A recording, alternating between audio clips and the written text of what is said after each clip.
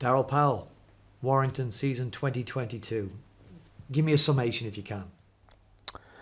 Obviously, it's been a really difficult season. I think the one that started really positively. We felt like we'd had a really good pre-season. Some difficulties in there, but we get into the season. We win our first 3 games, and then there were some of the things that happened to us over the next period. I thought were pretty much defining in the way I saw the future of the current team, and then I think we the sort of cloud that was hanging over us was quite a lot of players out of contract. Me making potential decisions on some of those players, and May the 1st being a significant date within the season. So quite a few things that happened around that period that I think sort of set the scenes for the difficulties that we had in the second half of the season, and whilst we showed at times an ability to play the way we needed to get ourselves into the top 6, we were never consistent enough, and making decisions then around players' futures, players leaving during that period made it really difficult. And ultimately I felt and tried to tell a story all the way through that we could get in the top 6, but we were just never good enough to do that. And I think the unease that was created by a lot of the things that happened during the season made it really difficult for us to achieve what we really wanted to. Season's done and dusted now. Obviously, you can't win another game, you can't lose another game. Why did you want to do this interview? Well, I think it's important that you reflect on what's happened, and I think it's important for supporters to know from inside of the camp what's happened from the head coach. Ultimately, I'm responsible for the way the team played this year. We didn't achieve anywhere near obviously what we wanted to. We finished second bottom. It's an unbelievably disappointing place to finish. So look, I think it's important that you're honest from the inside. You tell the story, you give your account, and give the people who work hard and pay hard-earned money to watch the team that I've coached this year. I think they need to hear the story. Take us back to the early months of 2021. The club announced you in April as the new coach for season 2022. You would have had a good look at what you were inheriting squad-wise. Go back then, Daryl, and talk to us about the presentation you made to the board, what you felt you could do with the side that you would be taking on in 2022. Well, I think I remember the question being asked, can we win the grand final next year? And I remember saying at the time, look, I think it's a rebuild. I think there's a rebuild needed here, but I still felt there was a lot of quality players within the group. Having said that, you don't really know until you get in and you start working with players. But for me, I felt like there was a culture change needed. I felt like there was a How would you know that? How would you know that without being in the... You weren't in the change rooms at that stage. No, but when your team plays against a team, you know what you see, you know what you feel. And I think that's what I felt at the time. And like I say, you don't really know until you get in. Could be better, could be worse than what you think. So you got a perception about it. You got a perception, yeah. But I still felt, obviously I got a contract for 3 years. I felt like we could have achieved something in the 2022 season. But once you get in and you see what it looks like, and I think that one of the pivotal things for the start of the 22 season is how many players are out of contract. And I know I've alluded to this, and I won't make any excuses about that. But there are a lot of players out of contract that you're going to have to make decisions on, and if you feel like you need to make changes from a player's perspective, then May the 1st looms pretty large, and it's significant in terms of what players are thinking about their futures, what they're thinking about that current season. So whilst I felt like we could be successful, I did believe it was a rebuild and it was a medium-term project. When you suggested a rebuild to a board of directors who had invested heavily in a side that had been in the top four for probably 4 consecutive years, what was the reaction? I think they understood that was potentially the case. I mean, how big a rebuild is, you don't really know. It's hard to express until you get in and you start working with the players. But I think there was an understanding that there was needed to be a rebuild of sorts. There's some players who are coming to the later parts of the career, and you've got to make a decision whether you move with those players, whether you can work with those players, or whether you need to make changes. Pretty quickly, you got to start putting your fingerprints on the squad. George Williams is recruited. You bring in Joe Bullock. You bring in a couple of guys that you knew very well from Castleford and Peter Mataudia, Ollie Holmes, James Harrison comes into the side as well. Billy Magoulis is brought over. Starting pre-season 2022, did you feel at this time it's not necessarily strictly somebody else's team? My fingerprints are starting to show themselves on the recruitment of this team. Yeah, I think there was some of that. Obviously, we were able to recruit from a narrow market at that time, and as you've mentioned, there's quite a few players there that we brought in. So you're able to put some of your fingerprints on it, but there's lots of other things that you need to change as well. It's not just about players; it's about the culture, the behaviours at the club. How do you play, and how long does it take to imprint that on a group? Within a culture, do the players want to change? And that ends up being a decision that individual players, the group makes, and then pre-season gives you an opportunity. Actually, in pre-season, we had quite a lot of the senior players missing for different reasons, quite a few injuries. So we started out in pre-season with quite a lot of young players, which it didn't particularly help us in terms of growing the way that we wanted to play. But I felt like the biggest thing for me was the culture of the group and the behaviours of the group, and how can I help this group, the individual players, to behave and play that I wanted them to play. Okay, let's get into that. You have a perception of the Warrington Wolves from having coached against them, and it's forming this idea in your head about what the culture might be in that playing group. You do a pre-season video where you're addressing the players for the first time. It's a fascinating insight into a coach's first address to his playing group.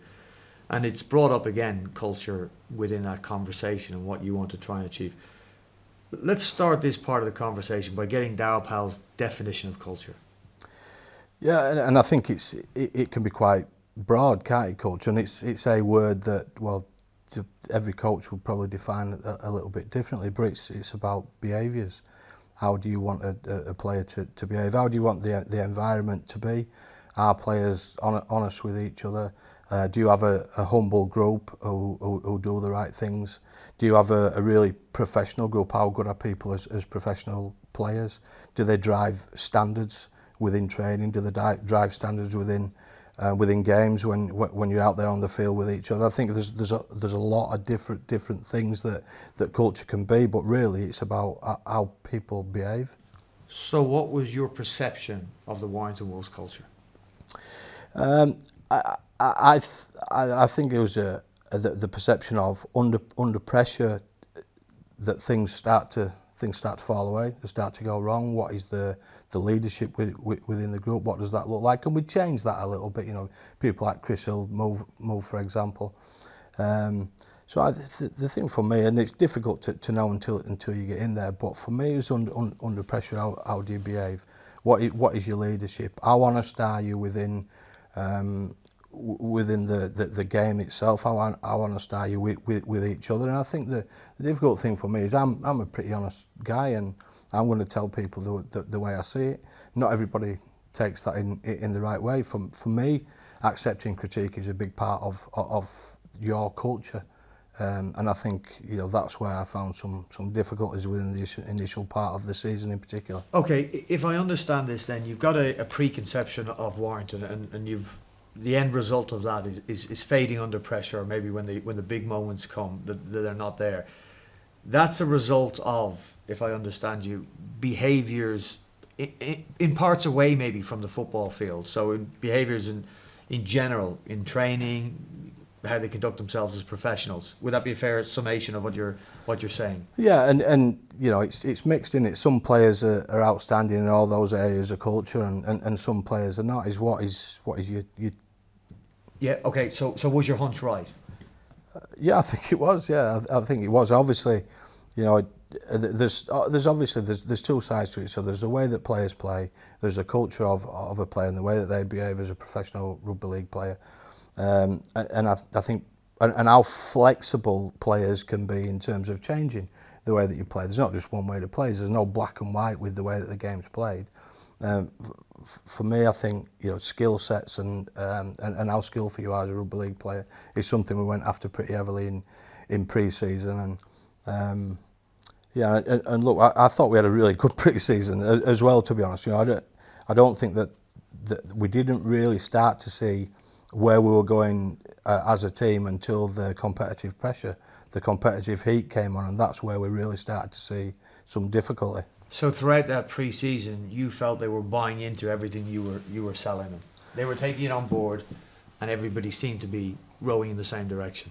Yeah, I think there were some things that we were doing in pre-season that I remember a non-coaching staff member talking about what it actually looked like, what it felt like. So the environment was pretty. Which was what? Oh, it looked sharp. We looked like we had a great understanding of what we were doing. We looked really sharp with the ball. We were executing really well. Obviously, you're playing 13 on 13. You're not. Granted, but it's a good indicator. I think it's a good indicator in terms of how your pre-season's gone. How does it feel? Is there an understanding position of what everybody's doing? And that looked pretty solid, and that was remarked on numerous times. But it's all about the competitive heat of game situations where you get put under pressure that really counts. You're approaching this, if I understand it correctly, you're on two fronts. On the training field, they're both linked, of course, on the training field and away from the training field.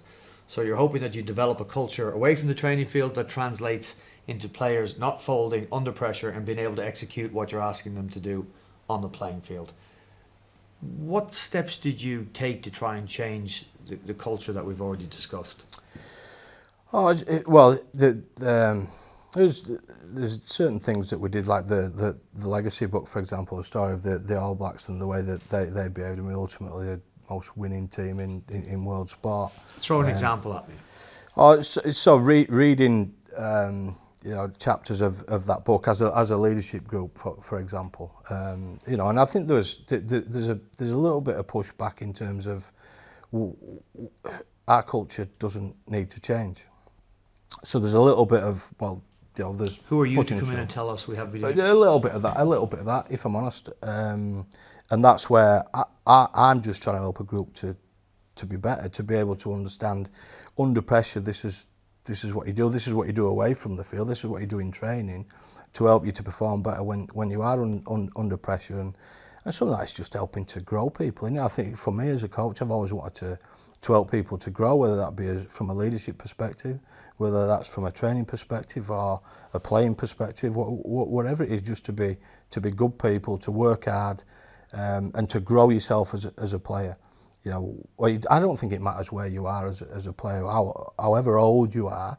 This is about growing. It's about developing. It's about growing a culture and an understanding of this is what we do as a professional group of people to be the very best that we can be.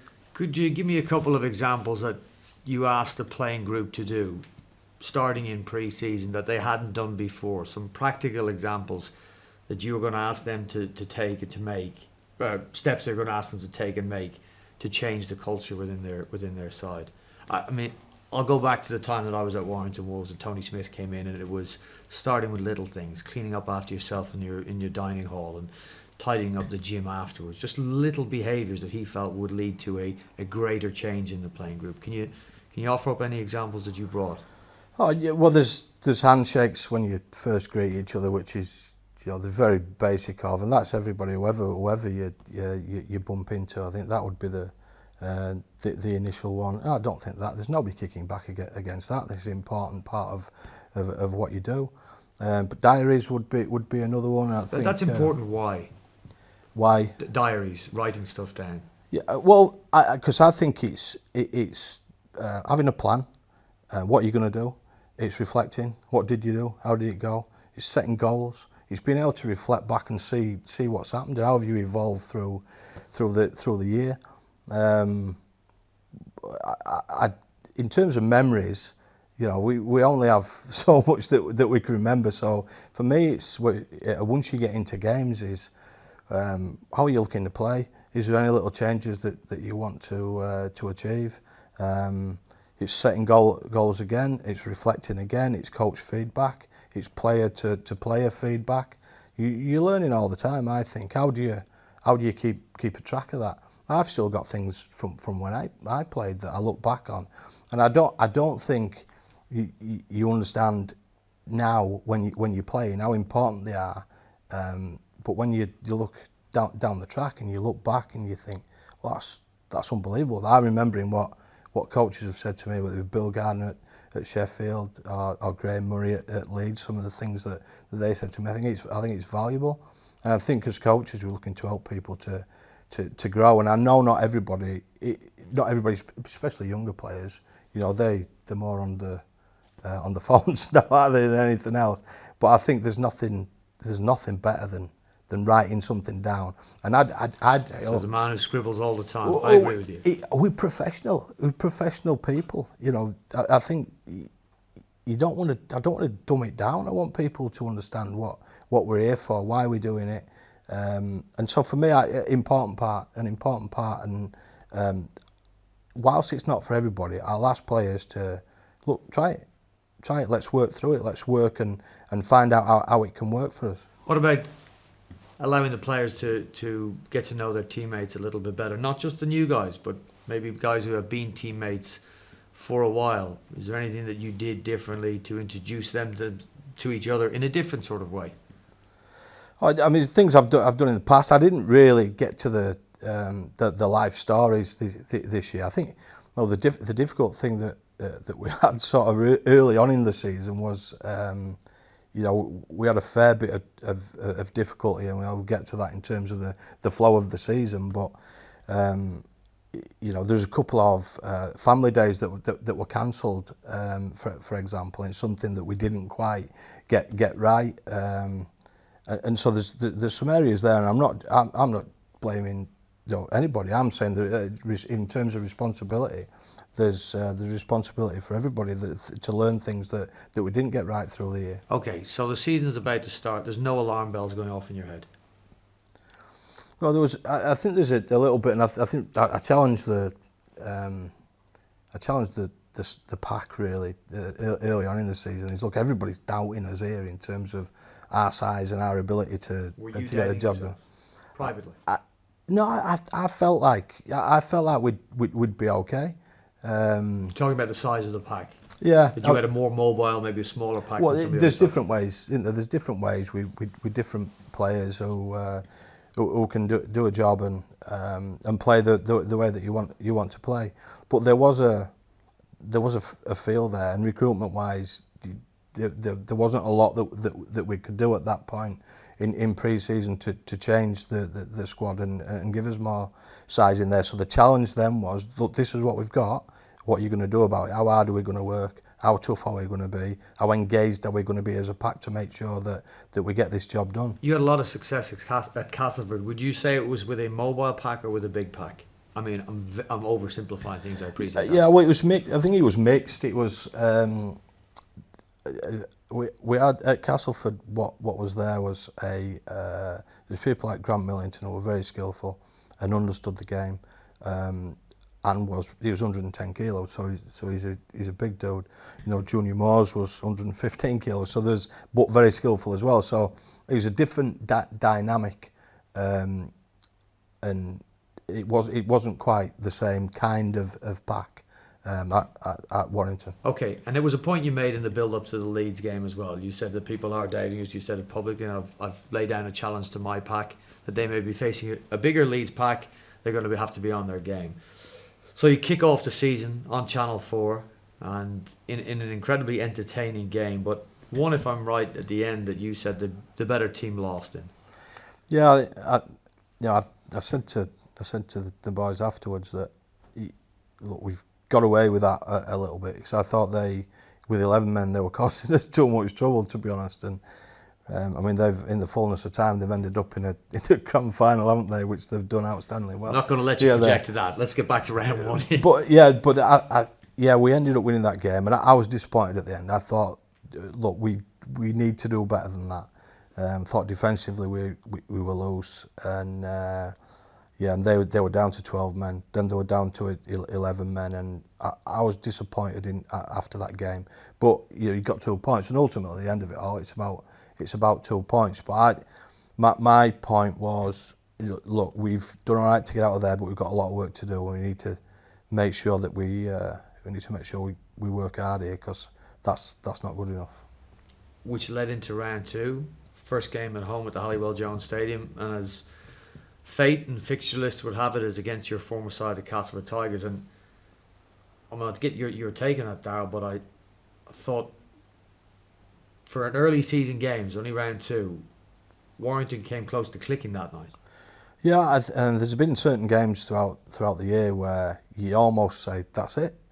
I thought we played really well in that game. I thought we started off a little bit slow, and we found early on in the season that we couldn't make the meters that we wanted to through the middle of the field. So we were moving the ball a little bit later in the count, but I thought we were doing that in a pretty effective way against Castleford, and then we dominated the game after a slowish start, and that was a pretty strong performance. That.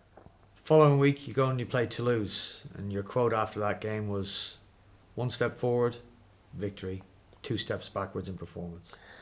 Yeah, and I felt like I felt in that game that there was a sort of slip back towards poorer team, poorer performance really, and whilst we won that game, I thought we were a little bit loose defensively, and we fell away a little bit. We struggled to make meters again, and to be honest, and it ended up being a little bit of a theme for us. But yeah, I felt like that was a slip off. It was 2 points again, but I'd sort of challenged the group after that against, there was some things said during that week about about Toulouse not being a great side, and we'll just turn up and win, and that was the sort of a frustration for me, because we're looking to be consistent. We've won 2 games, but there was only one real solid performance. So I was just talking about standards, and it was the week after really that it probably came home to roost a little bit. We'll get to that game shortly. There's the Catalan game here at the Halliwell Jones Stadium, round 4 you're talking about. In this period, you've won 3. You've won 3 games. You're not entirely happy with the performances, but I mean, early season, you can write a lot off with people being a little bit rusty and acclimatising and getting accustomed to how Daryl Powell wants them to play. What was your assessment of your leadership group that you've seen transition from a pre-season, which as you say is 13 against 13, but it's controlled, it's not the heat of the battle. Well, then they've taken it now into 3 80-minute games. So you get a better idea of a leadership team within a club after this first few periods under pressure. What was your reflection on that? Happy with them? Yeah, I think it was mixed. I think it was mixed. I think we were trying to find some consistency. I was looking for standards. I was looking for, and I'm not going to have we had a sort of a different sort of leadership group this year in terms of. Explain that. So we had a group of environment leaders who look after the way we behave, look after our culture. That should be grown through those guys. Obviously, you've got your spine, the attacking group, and then defensive leaders. So it was. I think the way I look at it now, and I think it was a little bit too broad, but there's leadership in all areas of performance, and I think both sides of the ball we'd be mixed, but that's where you're looking for your leadership group to drive what you're doing, and for standards to be grown, The environmental standards you're talking about here, is it? Well, I think you know, Or across but all the on different field as well. I think everywhere really is to continue to grow our environment and our culture and the way that we're behaving, the way we're training, how we're pushing each other, how we're competing for everything. And then on the field, it's, you know, defensively, the standards should be upheld by your defensive captains, and you know, we haven't defended that great this year, and we've been mixed both sides of the ball. So at that point, I felt like we were still sort of developing as a leadership group, and we'd had two performances which were not great, and one that was pretty good. So it was a mixed bag at that point. Had anything at this stage in your time at Warrington given you reason to show them your angry side? No, not at that point. At that point, Not throughout the whole of pre-season. No, I think pre-season was pretty good. It flowed really well. Then we win our first three games. There's been, I thought I was balanced against Leeds. I was balanced against Toulouse in terms of feedback, and no, I don't think there was anything in terms of being over alarmed at where we were at. But I was slightly concerned that we were inconsistent. Inconsistent, but winning all three games, and sometimes that can confuse people or can blind people to underlying problems. If there were any problems, I'd put it to you, with a somewhat weakened Catalan Dragon side here at the Halliwell Jones Stadium, things were starting now to maybe bubble up to the surface, some issues. Yeah. So am I reading too much into that? No, first not defeat really. Of the No, I think from my I've come to Warrington twice with the Castleford team with 11 players missing and one game. So for me it was, well, look, we have to break this. We have to break this, you know, against teams that we perceive to be better than. You know, standards of performance should be more consistent. So that was a game that sort of frustrated me a lot at the time. What was your reaction afterwards? Yeah, I was pretty harsh after that game, and I think that was the start of a period of frustration. And reflecting back, I may have done a couple of things a little bit differently around that period. Like what? Well, I think there was, because we haven't got to the next two games, which you're going to talk about. I think those were, you know, the games against a Wakefield team. Well, you got St Helens first, so there's no shame in that. So round 5 you go down to St Helens. It's a heavy defeat, but we know they're a champion side. Let's go then to the Wakefield games that you referenced, a Channel 4 game and a BBC game, and you get national television coverage on these. And let's lay it out on the table. We're talking about salary cap spend in Warrington that is multiple of what they spend at Wakefield on players. Expectation level at Warrington that is probably again a multiple of what would reasonably expected by Wakefield supporters, Wakefield's owners, with what they spend on the salary cap. And you go down in both of those games. Yeah.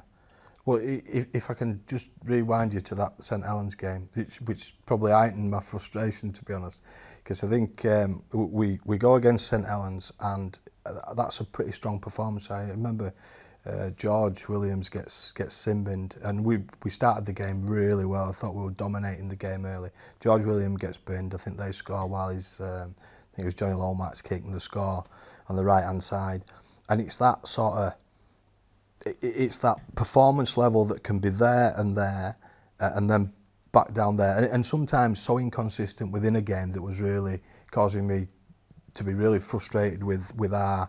And you're talking about culture. It's how do you consistently do what you need to do in practice that allows you to consistently do what you need to do in games is what I was really getting after with the players. But they were doing it in practice. Well, I think we were all right in practice, but you get into games and I think just the inconsistency within games at times, but obviously some of the performances around there are just crazy in terms of the. I know, for me, at times the amount of effort that's perceived to be put in, I thought we were off, and that's what really frustrated me. And then we go a great effort against St Helens, and then we drop off against Wakefield. We get belted really in that first game, and then we're 12-0 up in the game, which was to be something that happened to us a fair bit across the season, where we're leading, we're in a great position, and we end up getting reeled back in, and the team just became that as we got through the season, ended up becoming more and more nervous as we got into those kind of situations. But those two games really were, and I think we're starting to lead up to the May the 1st, and then having discussions with players. That really was playing that bigger part in it. I mean, these guys, if they're playing for their futures, they're incentivised to play well in games. Yeah, whether it's for the Warrington Wolves or some other club that they want to maybe go to or may end up at. Yeah, 100%. But what you got to bear in mind is I'm looking at this going, well, we play against Toulouse and we're off. We get beat by Catalan. Then we get beat by St Helens, but we have we're not too bad. Then we lose 2 games to Wakefield. As head coach, you're thinking, well, are these players going to help us to get where I want us to get to? So I'm making decisions, and bear in mind, you don't just get to May the 1st and you start talking to players about contracts. These are ongoing discussions. Well, take us into one of those discussions. You don't have to personalise it to an individual, but you take it. I'm playing in your team, and you're picking me every week, but you don't want me. Yeah. So I'm sitting down with the player, and obviously, they're all varied, aren't they? Everybody's at different points in the career, and but I'm saying, look, we won't be offering you a contract this year, so you're free to look at options. So then everybody's a little bit different in terms of how they take that, what their perspective is, what their perception is on whether they're going to get a contract offer or not. So then that obviously with some players reflects then in behaviour and how they feel about the team. And we all have, you're talking about players' livelihoods here, so that can impact pretty heavily on the mood of them as individuals and how they prepare mentally for games. And I'm not blaming anybody. What I'm saying is that's a natural reaction that people are going to take that in a slightly different way. Did you see that? Did you see that news given to players reflected within a week, within a few days in their performances, either on the training field or in games? Yeah, I think, and the one thing that I don't see is the mood behind the scenes. You don't see that. So players talk to players, and there's a feel around an environment when things like this are happening, when you're making a lot of changes and you're talking to a lot of players around contracts. It's going to have an impact. So there's a difficulty there. As a coach, having 15 players off contract is not something I've ever dealt with before. So you're sitting down and having difficult discussions with a lot of people. Half your squad. It's half your squad. So that's that has an impact. And it's difficult to manage, and then you're trying to manage the team. It's quite a lot of these players are playing week to week as well, so you're trying to manage that, trying to manage the mood, the way the team's training, the way the team's playing, and then the pressure's growing a little bit, because obviously at that point we've lost twice to Wakefield. We're on a run here that as a coach is difficult to manage. What would you have done differently? You said, on reflection, maybe you would have approached some things differently, having been through that experience of having to manage so many players coming off contract, and having to select so many of those. So what way did you react that you wouldn't react now in the future? I think ultimately at the end point of changing the squad, I wouldn't have changed that wouldn't. No, I get that, but let's go back to that period of time. So I think I was pretty harsh on 3 games on the spin with the squad, and I would probably temper that a little bit if I had my time again. I think particularly around that first Wakefield game. Sorry, so I think that's just something as you reflect. You're an experienced coach. Yeah. I mean, I'm not sure. But you don't get everything right as an experienced coach. I get that, but I mean, you'll know when you should. I mean, you get a very good idea of when's the right time to give them both barrels and when's the time to hold back. So when you say you were a little bit harsher than you've ever been before in your coaching career? Oh no, not at all. But the groups are different, aren't they? Groups are different, but you're also talking about, well, all right then. So we're in the middle of a lot of players who are out of contract, and you're having pretty harsh discussions with them. You're saying, look, you're not going to be here next year, and then we're playing poorly, and then I'm at them as well. I think just that around that period was a really difficult time, and I'm trying to get standards where they need to be. But it wasn't just the players that were leaving that weren't performing. So if you're ripping into players, I mean, I can buy the story that you've told somebody they're not going to be wanted after the 1st of May, they can look elsewhere, but you're going to have to play for me till the end of the season, and you give them both barrels and they say, well, what are you doing? I'm not going to respond to you. That's not the case for somebody who's contracted for the next 2 or 3 years. Yeah, and they weren't performing. Well, but look, it's not just the case that I need. If I'm playing with you, I need you to play well. Don't I? We all need each other to play well, and there's a general mood around the place as well that it ebbs and flows, doesn't it? Ebbs and flows with confidence, and ebbs and flowed with mood of players, and that period there was a really difficult period, and like I say, looming on the horizon is May the 1st, which is not too far away. Well, let's go to April 1st, Hull KR. That's sort of, you're knocked out of the cup. You've now lost to Wakefield, you've lost to St Helens in the league, you've lost to Catalan Dragons, you go and you play Hull KR and you lose to them. Yeah. What was Daryl Powell thinking then about Warrington's prospects for the season? Well, we were in trouble then, weren't we? I think you were thinking that. Well, we were in trouble in terms of we've lost games consistently, and that was we got blown out of the water in that game. So you're looking at that going, we have to do something to turn this around, and that's that is close to May the 1st and what's happening around there, and player contracts and the real difficulty of that, and we're trying to come out the other side of that. But look, that's a difficult period, I think, and that game for me was that was tough to watch. You didn't just sit on your hands though. You took the squad away. I think it was called, excuse me, in interviews with some of the players, a reboot camp. What was the thinking behind that?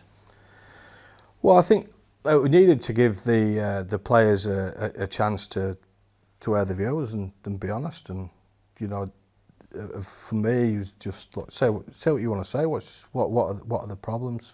I think I felt like I needed to do something to give the players an opportunity in an open forum to just say anything that they wanted to say.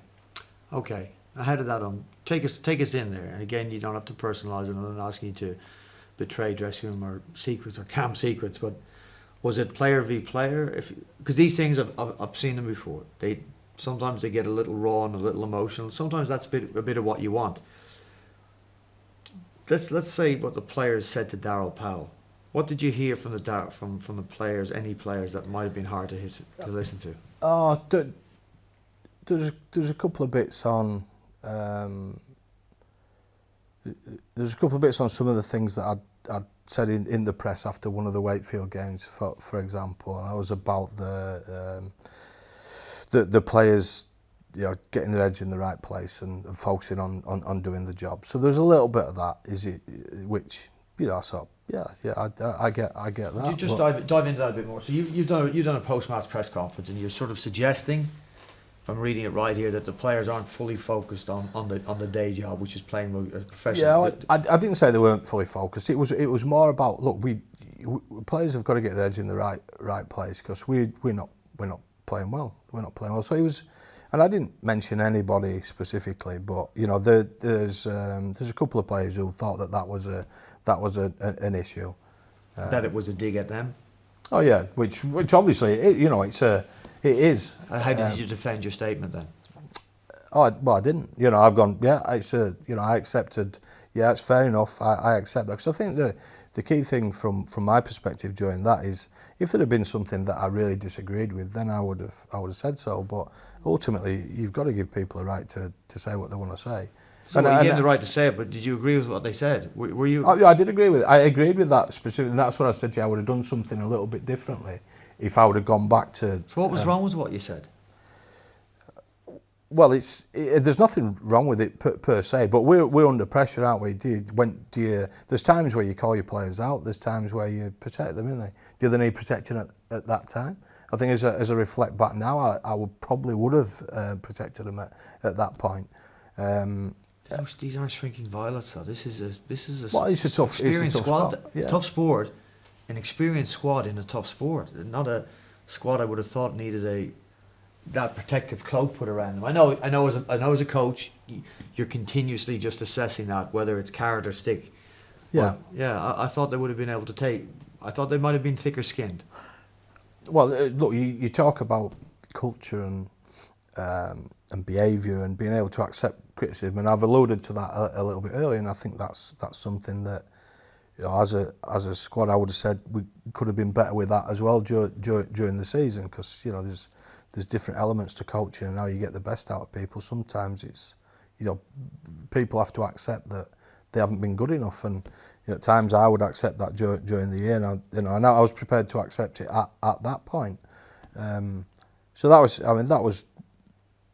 a few other things that were said in there which I won't allude to, but that was one that I thought, well, it's a relevant point. Okay, did you leave that meeting thinking the air had been cleared? Yeah, I think after did you that, think there was air that needed to be cleared? Obviously, I did, definitely did. And I think there's different reasons why. We keep talking about players out of contract, but we're not playing well. I'm getting after performances. I'm getting after individuals. I'm critiquing individuals in terms of we need to work a little bit harder. Players need to work a little bit harder on the games. We need to be more focused. We need to be more consistent. There were a lot of different areas there, but yeah, that was true. But then we tidied up a little bit after that. I think we beat Huddersfield straight after that. Salford straight away. Salford then, but then lost the whole following week. But that was, you see, if you look at that, so. And that wasn't Hull at their very worst either, by the way. I do appreciate that. Yeah, well, I think we should have won that game. I thought that was one of the games where, and I haven't said anything about referees this year, but I'm going, and I ended up going to a coaches meeting soon after that, where there's some of the tries that Hull scored there were crazy. So I thought we stabilised it at that point. So we came out of that meeting, we stabilised a little bit. Salford, Hull, Huddersfield. There were some games there where we tidied up what we were doing, but still made the first there. Yeah. Okay. I mean, it's a deadline. There's no question about that. That's loomed large in the narrative of season 2022. But I want to go back to York and just the end of the camp, where you've spoken to your playing group and you've addressed issues, and they've brought to your attention some things that they maybe didn't feel too happy with that were coming from the coaching staff down to them. There's two other very important groups at play in a professional environment, in any sporting environment, and that's the ultimate employers, which are your board, and then the fans, who are the lifeblood of the club. Let's talk about the fans first. What feedback were you getting from supporters at this stage? Were you feeling anything? You've moved over to Warrington, you've taken yourself out of Yorkshire, and you've made a personal commitment with your family to come over here.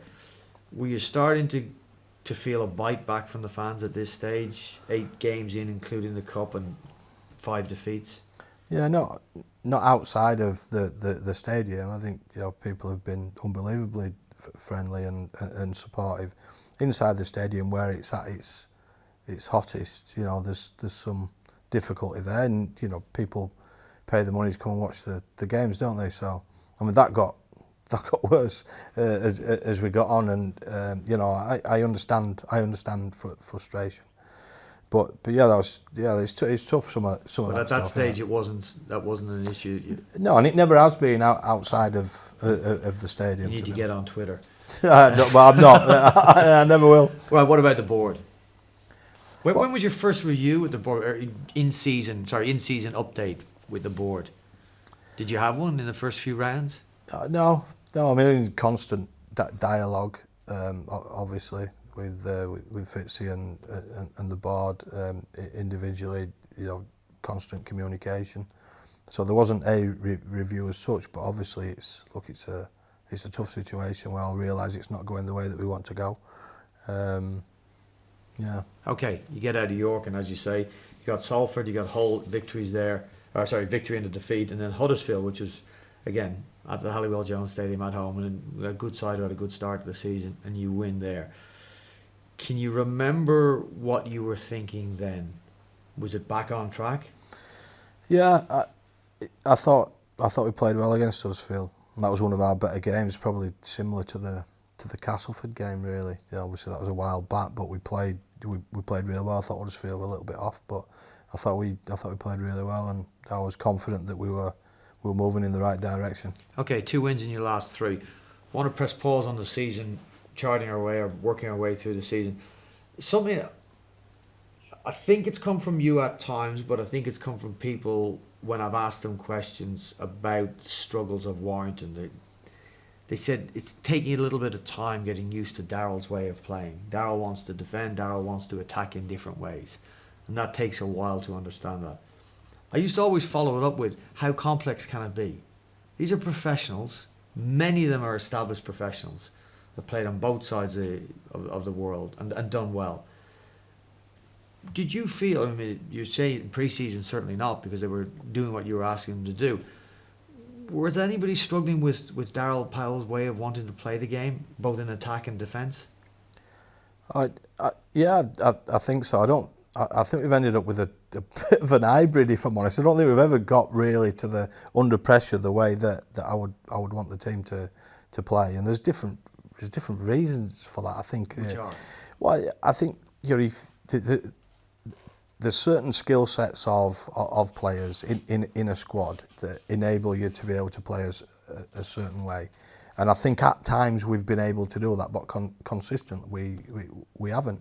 We've changed our halves a fair bit for different reasons, and I think for me it's been learning about individual players and their complexities as individuals, and what they can absorb and what they can't absorb, and we haven't been able to piece that together consistently, but.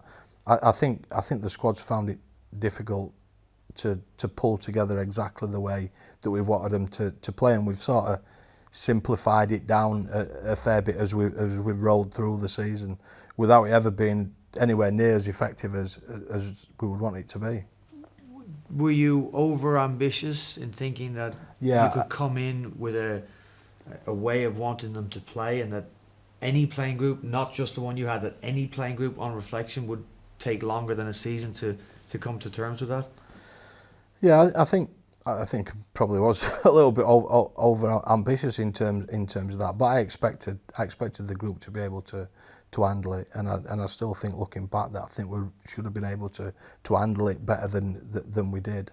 So yeah, I do think we should have done better. Because you got a lot of new players coming for 2023 that you would expect to be able to pick up on this pretty quickly and not go through a season of trying to learn how to handle your way of playing. Yeah, but I think we've been able to be meticulous in terms of who we've picked. If you look at the people that we've signed, and the ability of the middle unit to do what I would want them to do, I think is significantly improved. Okay, so after the victory in Huddersfield, you got 3 really big games coming up, and it's important to contextualise these because they're against sides that you were expecting at the start of the season to be challenging, beating, and certainly when the season ended, up around the top of the table in the company of the Wigan Warriors, in order, the Catalan Dragons, the Wigan Warriors and St Helens. The Wigan game, you can see plenty of points, but you have a spirited performance. The Catalan Dragons game, you get blown away. So we're now thinking about Warrington Wolves from the outside as not being a top side.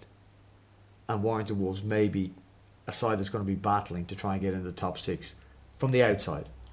Would that be a fair reflection on what the thinking of the head coach was at that time, after particularly those 2 defeats against Wigan and Catalan?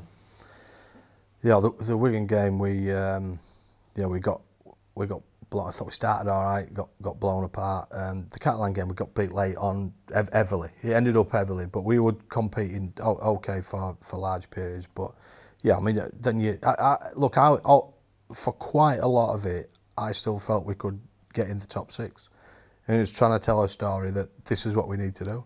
And as we roll Get in through, the top 6, Daryl, is like that's seventh knocking on the door and creeping into the top 6 is not where Warrington wanted to be or expected to be or we're spending money to be. Yeah, but that's not your question. Your question was could we because if you look at Leeds for example, you win it from 6, can't you? So seasons evolve. Yeah, but that's not a model to follow year after year. No, but seasons follow different pathways, don't they? And you can't always dictate the way it happens. But like I say, as you roll through the season, there's games there where it's crazy how we lose those games. And we were 4 points away from the top 6 for a hell of a lot of time. And we never really got on a run as a team. We never get where we win 3 games straight, which enables us to build on it. Because you can win 10 games straight and you're in 4th, But that never happened for us. No, after those 2 defeats, you face the might of St Helens here at the Halliwell Jones Stadium, where it's set up for another bad night at the office. It turns out to be a defeat, but almost anything but a bad night at the office. This is where the frustrations of the fans, I think in particular, start to bubble to the top. You get the champions here, and you run them all the way to the end.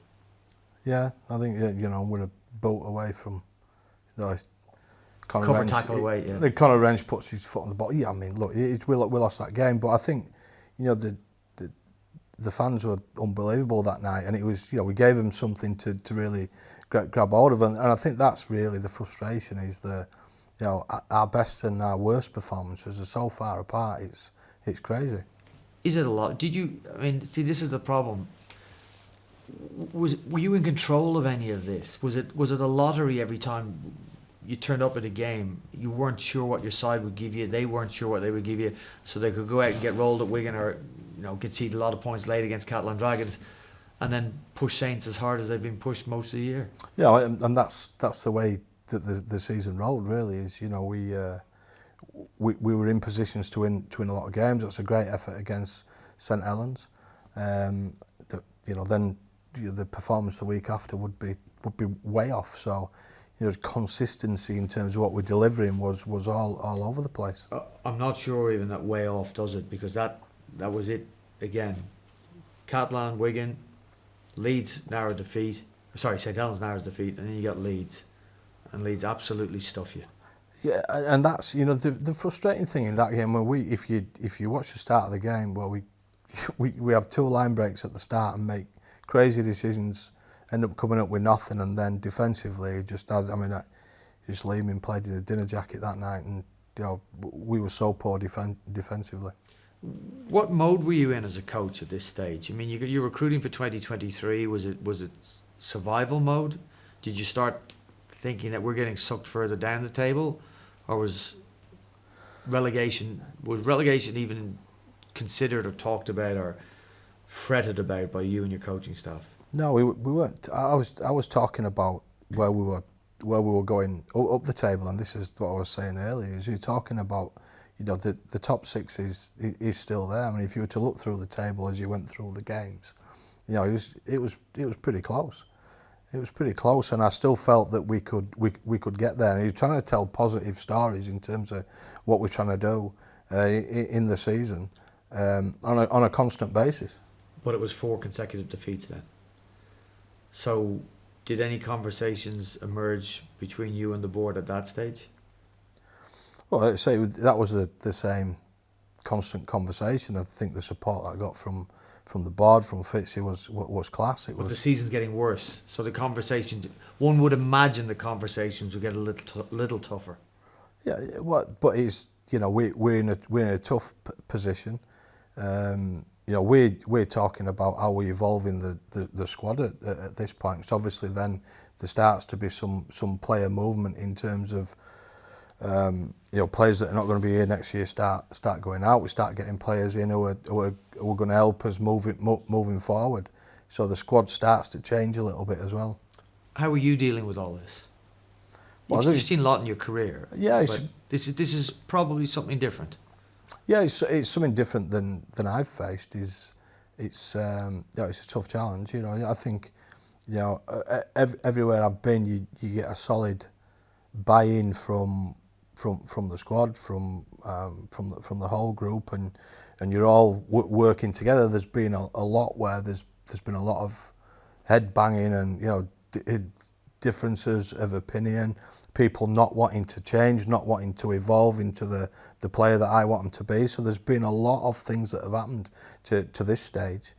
But look, I'm a tough bloke. You know, I've been around rugby league a long time, so I'm working hard to get through it. I'm constantly dealing with players and trying to help them to play better. We're working hard on the training field, and we're trying to come out the other side of this. But look, it's tough. Rarely have I been in situations where you're losing 4-5 games straight. So it's a difficult position. But ultimately, you have to stay strong. You have to stay strong and keep looking for those positive stories of where we're going. We'll get to round 15. You play Wakefield yet again. Third time this season, third loss, 5 consecutive defeats. How is Daryl Powell's relationship with the playing group at this stage? Where you've told people that you want to keep, that they're staying, the ones that you're going to move on, and do you start moving players on? Yeah, well, look, I'm at this point, I'm obviously not happy with the way that we're playing. I mean, that was one of the games where I'm like, how do we lose this game? We ended up losing it late, but it's just crazy how we go 6 points up, level, 6 points up, come level. There's a couple of things that happened in that game that thought were a little bit unlucky, but that was one of the games where we're in front so many times but don't go on with it. And I think that was just the story of our season, where we don't have the mental solidarity to finish games and to be able to defend when we're in good positions. For me and the players, obviously it's me and Fitz here constantly chatting about what we need to do to evolve the squad. At that point, we're still telling positive stories about getting in the top 6 and trying to give the players something to grab hold of, because it was still there. But obviously, as it went on, we're just not able to close games out, and it was just unbelievably frustrating as a coach to watch us not be able to close games out. Did you have a split in the camp? Well, obviously that you're not saying everything in the garden's rosy there. There's always going to be factions when you get to that kind of situation. I think we're still holding things together there as a coaching group, but I think from a leadership perspective, I felt at times like it was always me giving bad news. I felt like we really needed to balance the leadership out across the group, and that there's some boys in there who worked really hard and tried hard from a leadership perspective, but I just don't think we really had a strong enough purpose in our leadership to make sure that we got the job done. Like I said, there were some players in there who were trying hard to drive the squad, but across the board we didn't have any consistency about us. So blowtorch is definitely on the playing group because of the performances and the results, and it's on you as well. The pressure's increasing and ratcheting up. But you can learn a lot about people from these situations. Indeed, it's what you said was missing naturally from pre-season, when it's 13 against 13 in the same squad and you haven't had the intensity of battle to face yet. Who stood up, Daryl? Who came to the fore that maybe you wouldn't have thought as a natural leader or a natural person to thrive in difficult conditions like this? I mean, I don't want to get into individual names too much, but some of the young kids, I thought Josh Thewlis looks like he's going to be a great leader in the future, and really I thought worked exceptionally hard, because different forms of leadership, isn't there? Leadership can be, how do you lead by example? And I think there were some people who really did that. I thought Pete Matautier was a constant from a leadership perspective. Thought George Williams led from pretty mid-season in terms of the way that he went after games, and I thought he played exceptionally well towards the back end. And there were players in there, trying the best, Steph trying the best to lead and to drive what we were doing. But look, it's tough that because we're getting bored a fair bit, and yeah, I was going to move on to that now, because you can't ignore it now. No, and that's tough, that, and I think it's something in terms of connecting with the fans. If you're doing that out on the field, I don't think there's any way that you're not getting that kind of response, because we at times we're that bad that it's you understand exactly where the fans are coming from, and that's a big job for me to do moving into next season, that connection, and I want to make sure from my perspective that's one of my priorities. I think it's so important. What is connection with the fans, communication? Yeah, with the fans? I think because I mean if you I know we're going to get to this, but if you roll forward, and there were a couple of games that we played here where I thought the fans were unbelievable, like the Toulouse game, for example, which was a really pivotal game for us in a really dangerous situation. The St Helens game, where we're giving them something to grab hold of, but I want to work with the fans to for them to understand when does the team need them, when does the team need them, and we've got to give them more to grab hold of, because they want an awful lot this year where you're going, that team's outstanding, and that team is in our spirit as people, and that's what we want it to all be about. We want that connection across the whole club, but particularly you alluded to the fans being the biggest stakeholders in what the club stands for, and we've their got, club. And we've got to make sure it looks like it needs to look. I've been involved in rugby league for a long time, and been coming to Warrington for a long time at Wilderspool and here, and there's a spirit and a commitment and a drive and a feel about the club, and we've got to make sure as a playing group we give the fans what they want, and it's a relationship where we give them what they want and they give us what we want, and we feed off each other, and that's where we need to get to. Would you have taken your approach with the fans in that period? Would you have done it any differently if you had your time again? That's not to suggest you did it the wrong way. There's a couple of things. I mean, I really after the OKR game, I said, look, I want to, because I watched the fans watch the game, and I just felt for them. Because I'm watching it and I'm so disappointed, but I'm getting paid to do this. These people are paying to watch the game, and I was going, I can't believe. And I offered to sit down. As it happened, we couldn't do it the way that we needed to do it. But I've been pretty open with it. I'll sit down with anybody and talk about where we're at, what I like to do, the difficulties that we've faced, and that's why we're doing this. And I think it's important that people understand that, look, this is a lot of what I live for, to be honest. Is to do a good job, and I've always prided myself on putting a team out there that plays the way that the fans would like to see the team play, and so for me that connection is absolutely massive moving forward. A couple of things are happening here. I'm standing on the outside looking in, obviously. Now, I'm seeing you getting closer and closer to a relegation battle, and top six looking less likely. Well, certainly, even if you get into the top six, making a dint in the top six looks like it's going to be an impossibility, although we know sport does throw up some strange situations. So the fans are suffering in this period as Warrington. They're plummeting, but there's some good news starts to emerge on the horizon. That we see that there's some steps being taken to recruit particular types of players for season 2023. Was this just naturally you will recruit and announce, or were the announcements planned to assuage an uncomfortable fan base, a restless fan base? So right, okay, we've lost a game, but we can offer up this signing for 2023 to pacify them.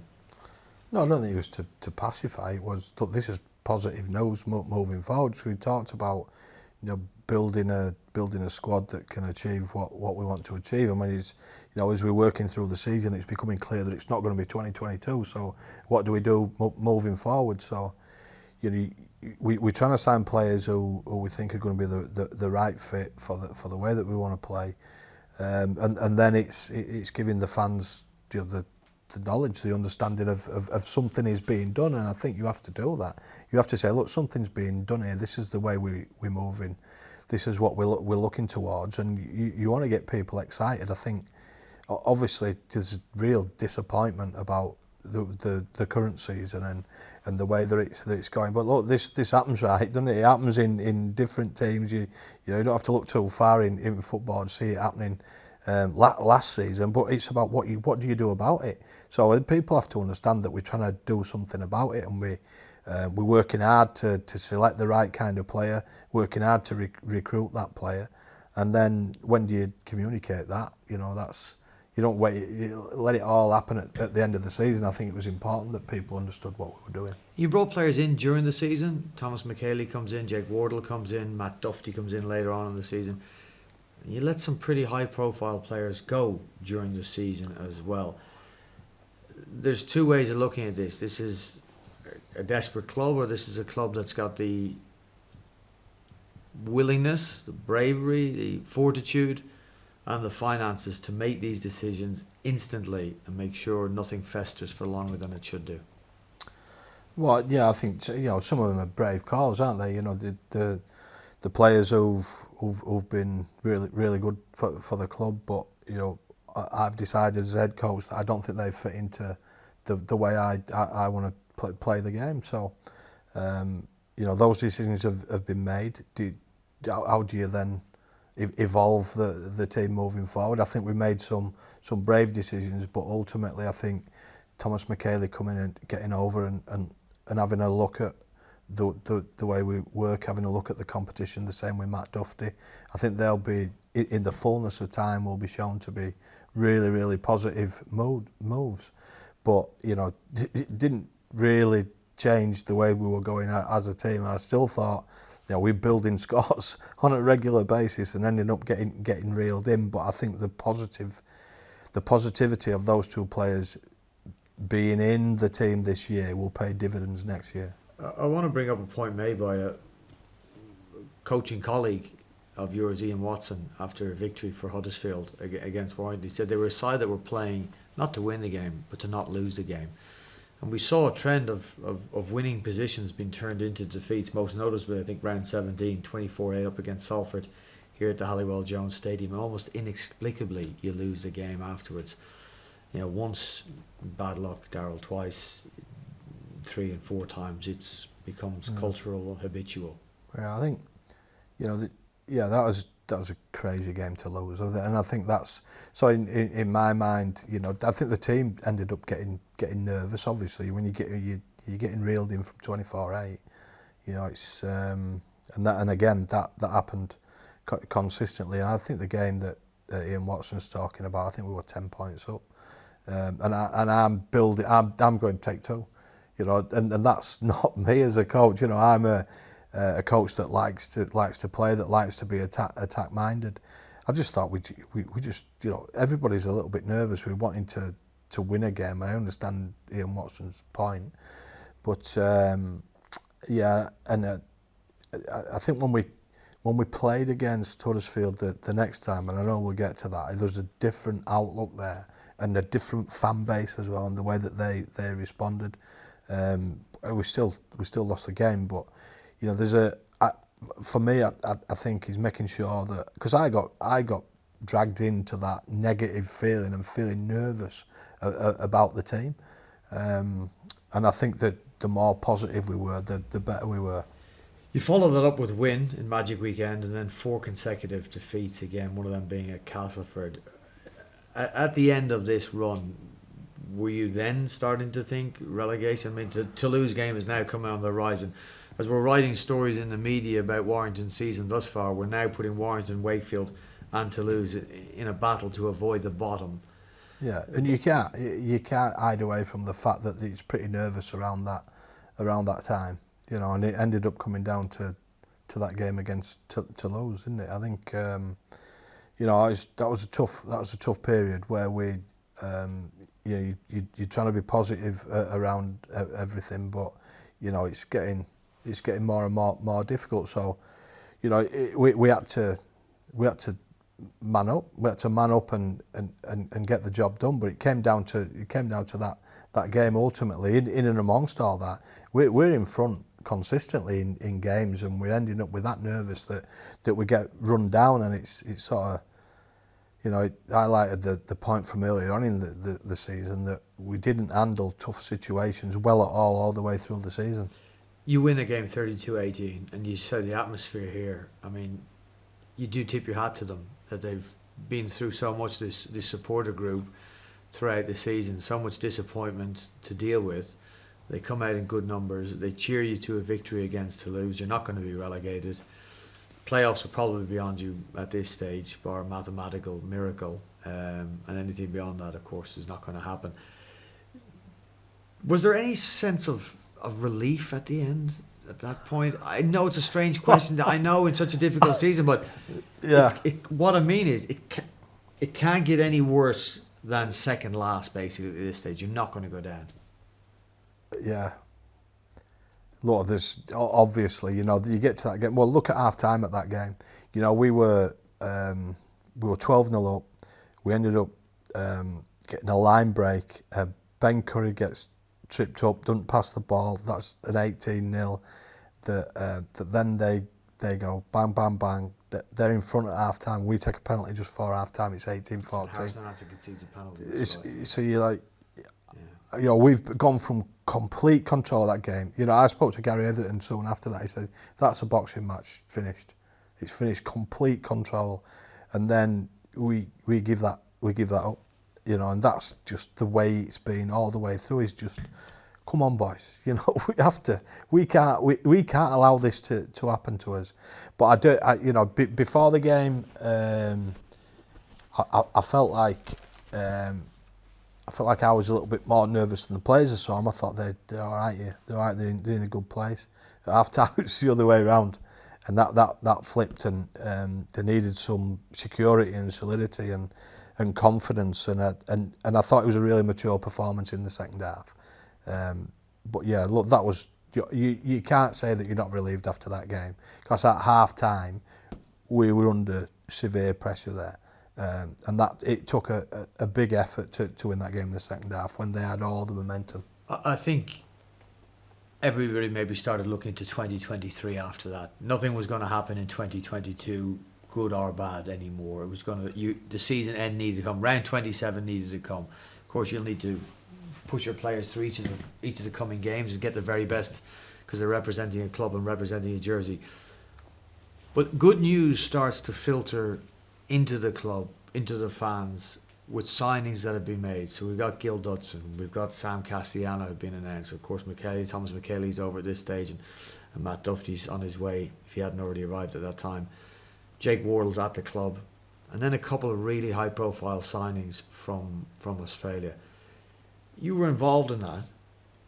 Was it difficult persuading high-profile players that would have had a range of options, I would have assumed, in Super League, to come to a club that's just narrowly avoided relegation? No, I think it's not about that. It's about selling the vision for. So what was the vision you sold? Well, the vision is we're a club that's going to win grand finals. You know, I think there's you have one poor season. It's about, you know, where the club's heading, what kind of style that we want to play. Them being a big part of that. And these are players that, you know, Josh Maguire, for example, for me, it will be an iconic leader here. You know, I think he's going to give us exactly what we need as a pivotal player who can drive standards. Paul Vaughan's been in the top 5 in some aspects in the middle unit in the NRL this year, in the top 10 for others. So I think those two players are going to be phenomenal. But I think we spoke all year about having a middle unit that can be up there with the best in this competition, and we believe we've delivered that. Obviously, there's some other areas that we need to keep working on in terms of recruitment. There's still some work to be done. What are those areas? Well, look, I think obviously Jake Wardle was at the club, and Conor Wrench has got an injury to his ACL, so we're still looking around half and around centre. So there's a couple of areas there that we're looking to recruit at. So we'll get to the end of 2022, I think, and look to 2023 with these players. So we're going to gather up all the ones that you brought in when you first came and the ones you were involved in signing, and then we throw in Sam Cassiano, Gil Dudson, Thomas McHaley, Matt Duffy, Paul Vaughan, Josh Maguire. This is really shaping up to be some sort of squad. This is Daryl Powell's squad now. Yeah. Fair comment? Yeah, I think so. Okay. What can the Wire fans expect from Daryl Powell's squad in 2023? Well, look, we want to be a dominant defensive team. I think it's something that we've really struggled with this year. I think you want a pack of forwards that they can look each other in the eye and say, we're coming after you, the opposition. And I think that's, as a starting point, we have to get that. We have to get a real dominant defensive unit across the board where everybody can do the job consistently. I think everybody knows the way that I like the game to be played. I like the game to be played expansive. I want crowds to be enjoying what they're seeing. There's also a middle unit here that you don't want to be missing. So you've got people like Sam Cassiano coming through the middle. Then he's an handful of a player, and then you see people like Darryl Clark and Danny Walker playing on the back of that. Matt Duffy's come over and had a look at us. We've had a look at him. I expect him to be an exciting player. He's got such speed. I thought he was awesome in some of the games that he's played. So look, we see a team that's exciting to watch with the ball, and that is durable and tough defensively. So, and I want to see a ruthless edge to a team that can go anywhere and dominate both sides of the ball. What do you and the players that are remaining at Warrington for 2023, what do you do with season 2022? How do you detox from it? Do you try and detox from it? I mean, you're going to tell me you learn lessons and bank them and move on, but it's been emotional, it's been traumatic, it's been challenging for you and the playing group, and that takes a bit out of you. Yeah, I need an holiday. I think it's been challenging, 100%. It's been tough, and I think holding yourself together through that is, it's difficult because you're getting challenged in every way. You're getting challenged from every angle. I think you get challenged from the playing side of it. You get challenged from fans. You get challenged by opposition. I've been out there with fans and walked at the Castleford, walked up to them and said, look, let me talk to you, and got a fair bit of stick, but they allowed me to speak to them at some point, and I tried to explain. A bit of both. Which the abuse side of it is unacceptable for me. I'll listen to anybody, and if you've got something to say, and I don't have a problem with that. All abuse, I just don't think there's any place for it, if I'm honest. But I just think we've got a great opportunity to reconnect and drive into 2023, and I think you have to consign this. Whilst you learn lessons, and I'd certainly learn a fair bit. I think there's been probably 7 or 8 years worth of lessons in one season. I think reconnecting across the whole club is something that this pre-season and 2023 is really going to be about. It's a fabulously well-resourced club in Super League. There's no getting away from that. I mean, it's probably one of the things that attracted you to the club, that they can make things happen at this place, and with recruitment in a difficult season, they've made things happen. You've got close to the team that you want on the field. You've got a huge pack for 2023. You've got a lightning speedster outside in the back, Matt Duffy, who, as you say, could light up Super League. There's maybe more recruitment to come, and it's still a team littered with stars that have been here for quite a few years now. 2023 start's going to be important for the Warrington club and for Daryl Powell. You understand that? 100%. I was born yesterday. I know what it's all about, and you know, I think it's about more than that. It's all the things that you're talking about there is money, isn't it? You know, money. Rugby league's a different sport, isn't it? You know, it's a humble. It's different. It's not football. It's different. You know, it's all these qualities that we want to have. Is people working hard, people caring about each other. You know, people connected with the fans. It's how hard we work on the training field. It's leadership, it's drive, it's desire. All those things are more important than money. They're the things that we need to get right. And if we get those right with the players that we've got at our disposal, then there's no excuses. And not that I make any excuses this year. You know, there's some things that have happened that you hold your hands up and say, well, I could have been a little bit better there. You talked about the players that are off contract. Ultimately, it's about what we do next year, and it's all building up from the ground. It's building up from the ground and making sure that our values are embedded. What we stand for is absolutely rock solid, and they're the things that will help us to achieve what we want to achieve. Daryl, I'm going to assume the role of a Warrington Wolves fan. I've been through 60 plus years of hurt waiting for a title. I've listened to opposition fans saying it's always your year. End of season fade outs in recent years, grand final disappointment. And the disappointment of 2022. I was there in round 2 when we beat Castleford. I was there when we cheered the team to a narrow but credible defeat against St Helens, and of course a victory against Toulouse. I've got kids I want to bring to games. I've got a season ticket to buy. I've got jerseys to buy. Sell me 2023. Yeah. So when I was coming in here before, there's a guy drove by and picked his arm, and I waved it, but I didn't know who it was. And he drove and parked about 60 metres up, and then he walked all the way back. And he said to me, and bear with me, he said to me, Daryl, you're doing an outstanding job. And he came over and shook my hand. And I was like, well, mate, I'm not sure about that. But he said, no, you are. He said, because we needed change.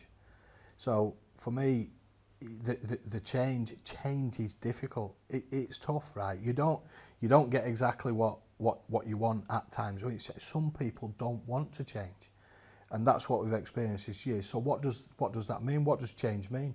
It means that change means it brings freshness, it brings a difference, it brings drive if you get it right. So what's getting it right? So for me, I want the fans to feel a connection with the players. That hasn't happened this year, but next year I want them to feel like we're part of the same entity. You know, when they come here, they understand the players, they get what they're doing. There's a pride about what they're delivering. You want to be able to walk around the ground and it's buzzing. And I know I said this right at the start of this season. I'd say it again. That's what I want. I want them to enjoy everything that they're seeing. And what does that look like? So, you know, the effort that they see from the players, the honesty, the commitment, the humble nature in which the players approach them when they see them out on the streets. It also means, because I know you hear this all the time, young players getting opportunities, and what I've done at the end of the season is give some young players an opportunity, because what I see at the club at the moment is through what the youth staff are doing, what Gary Chambers has brought to the club, is you see some players coming through that the club are truly going to be proud of. And I think there's going to be a foundation built there for the next 10, 15 years coming through the system. Players like Leon Hayes who just bleed Warrington Rugby League Club. And I think that's what I see building here, a team that everybody can believe in, a team that I can be proud of, that can be proud of itself, can be proud of its fans, and are connected all the way through. So for me, my goal is obviously the same as the club's. Is you want to win a grand final, and we haven't won one yet, have we? We haven't won one yet. So that's the dream. That's the goal.